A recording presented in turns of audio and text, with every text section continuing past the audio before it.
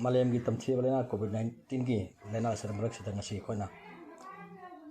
Manipur gaba maitai puari gi dunglaba tanglaba lan oiriba yadabu hoji compile to biriba pabung channel khoi gi mayumda khoi susarobani abungna tanglaba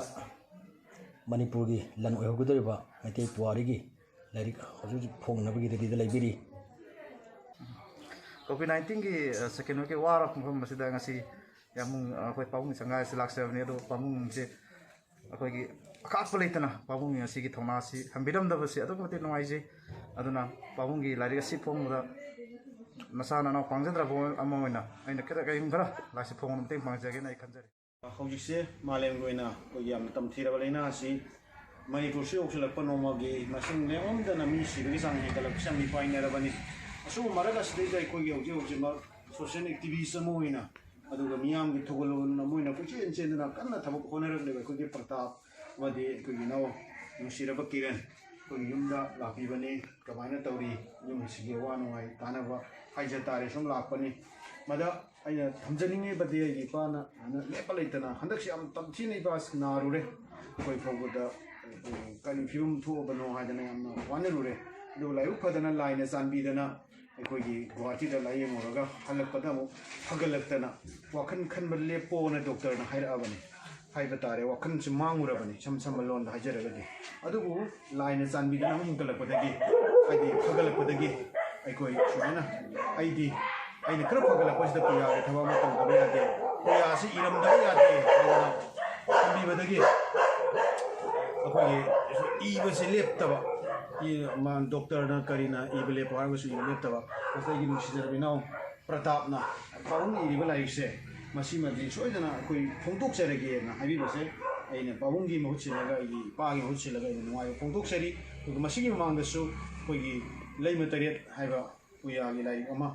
कोइगी इनाव लाकेस नावरिमनसु फोंगनी हाइदना मागी DDP तौदना मागी प्रेसना थवांग तौदना लैबने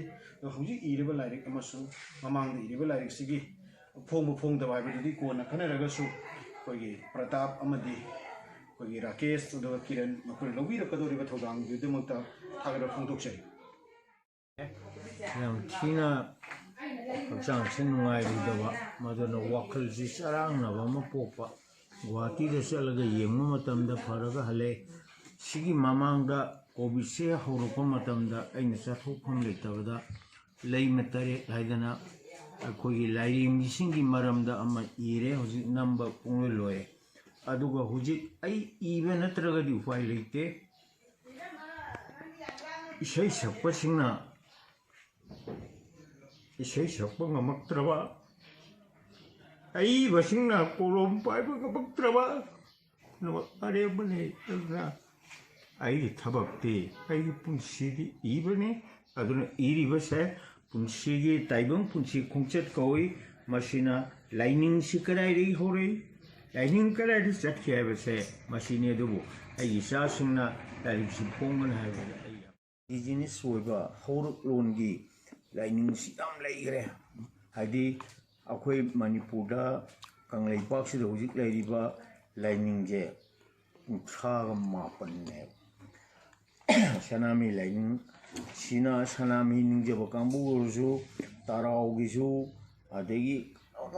पमरिंगिजु माय हौरओनजिगा खिस्टान धर्म चलगजु मोगी मानात तुदि काउदेबा मोइना गनगाय गायना पांथोइजे मानात की कुमैने धर्म की कुमै नतेबा मोइ धर्म दि खिस्टान जबसु यावे अदुना मालियमगी मियोइबदा थवाई कदाइनो मिरेन कदाइनो हाइबसि ताकननबा खंगननबा अइना पाजरुबा खरा बुक नैनबने अदु सिदैदा अइना लाइरिक्सि इरकपदा थाइनगी पुयासिगी अरिबसिंसे इरकपदा पुयासि पामतमदा मैतिंग खाके बना वाली ताये अपोइ मचाना वाली लिपा हवे हाइबदौना अइना तौरिबसे कदाइदि लौइ हारगदि अइबु ताकपिरम्बा चोंथाम हेरा पंडित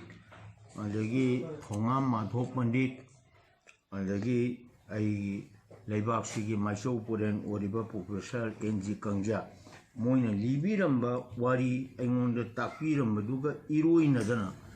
मदुगा लोइनरगा अइना पारुगा लाइरिसिंगुगा आइगी पुंगनिंगदगी थोकपा वाखलदगी थोकपा इरोइनरकपा आइगी मिगी लोंदा कबिगी कल्पना ओइबा अदुगुमसिंगदो अदुना इबनी मसे मिथियोलॉजीगा ताइबंगी सतनरोलगा पुवारीगा अनिसी समजन्नबा लाइ